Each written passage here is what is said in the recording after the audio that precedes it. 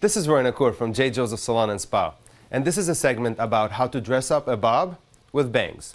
So if you go to your hairstylist and you want to try to get a bob, then you want to get the right bangs for it. There are three things that we always look at. Number one is your face shape.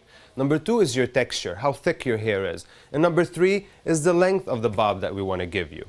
There are three bangs that I want to share with you today. Number one is the deep side bang. It really gives you that versatile, beautiful, sexy, little voluminous look. Number two bangs is the really round, really thick bang. That bang really is so beautiful on someone with a square shaped face because it kind of softens things up. And number three would be the brow kissing fringe.